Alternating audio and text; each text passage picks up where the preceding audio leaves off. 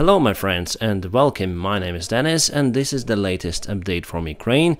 Bad news, good news as usual. Let's go. First let's go to Liman, where Russia has the successful attack. They captured the city and vast land behind it. They want to go to Slaviansk and so far they're just 11 kilometers from the city.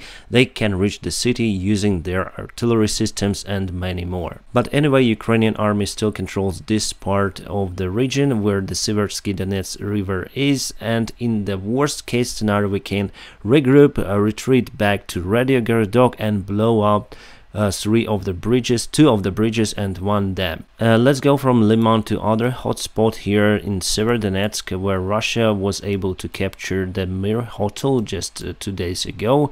If we scroll down, you'll see right here it was their attack here, but we counterattacked and they just retreated to the woods. Today there was no major movement in this area. And now let's go a little bit to the south to Popasna, where Russia had successful attack, but now they are struggling here. They put their forces just in the fields and they're constantly under Ukrainian artillery shelling, and we had the counterattacks, but so far it's standstill. So yesterday we had successful attacks like here in these 2 points, but now there is also no big change there. But if we go a little bit more to the south, Russia was able to go straight forward to Novhorodsk using this small road over here. So just recently it was like that. They took Novoselivka, just a small village over here, and now they move forward this small road to Novhorodsk, and after that they probably gonna try to take Zalizne, Toretsk, but the forces that they have in this area, well, it's not enough. They have just 2 brigades there. You need to have more troops, I think, to attack this big city here. Obviously there are many small towns, but together they are like a big city, and you need to have more forces for that. You see, they have 3 brigades actively fighting and unsuccessful in the fields. Imagine how many troops you need to take the city. So the troops they have here is simply not enough. So there's one point where Russia was successful today, and also there is one more here. They put 1 brigade near to its regiment. Yeah, it's a regiment. It's very big, more than brigade.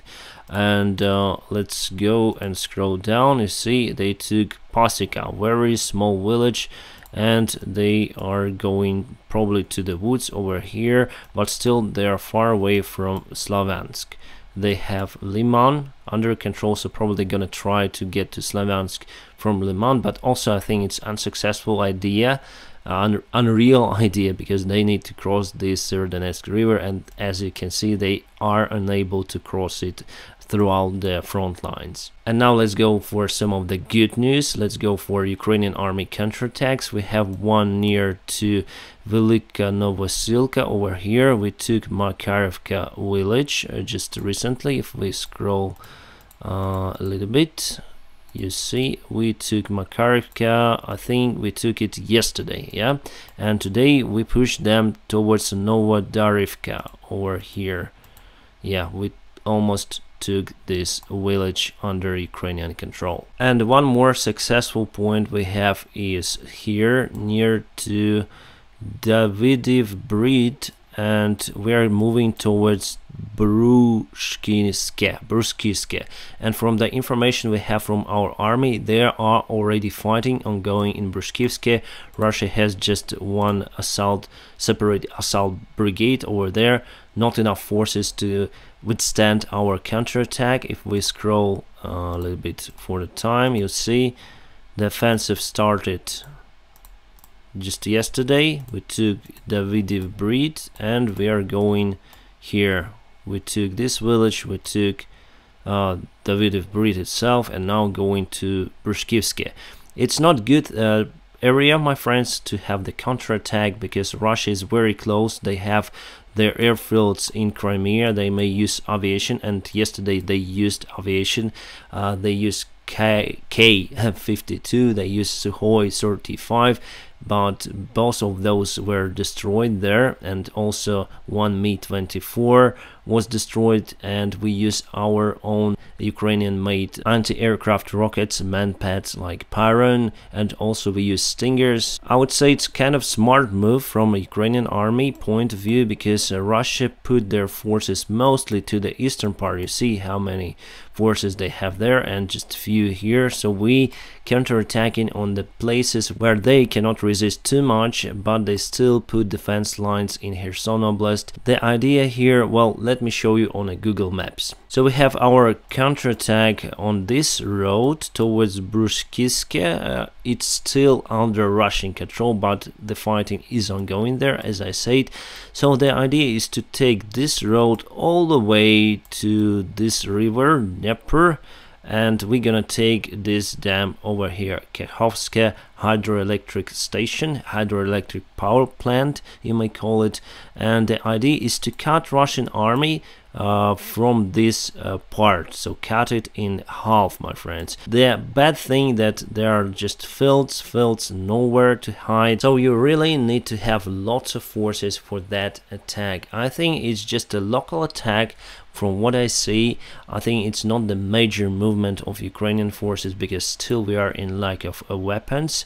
But in the future, of course, we're gonna go to this dam and we're gonna take it, and we're gonna cut everything that Russia has on the northeast part. Well, here we're gonna cut them here, my friends, and we're gonna cut all of that part where they have two of brigades and many more. We don't know lots of information from Russian side, because yeah, the war isn't going, everything is classified. They may throw more forces over here, and we don't know how many troops we're gonna cut with this movement, but I think it's the smart movement to cut them here. But still not enough forces from our side. As you can see, we have some sort of the position in war nowadays, where Russia hasn't enough resources to spread them all the way Ukraine, and Ukraine hasn't enough resources as well. Nevertheless, I like this movement over here, and as you can see, there are not only bad news we have from the front lines, we have also good news from Ukrainian side. And about the Kharkiv, well, everything is standstill for that. Today there was no any movement. Interesting. I'll keep you updated, my friends. Now what you can do, you can press the like, subscribe to my channel. Also, if you can, please support me on Patreon or PayPal, and I wish you a peaceful sky wherever you are. Have a great time.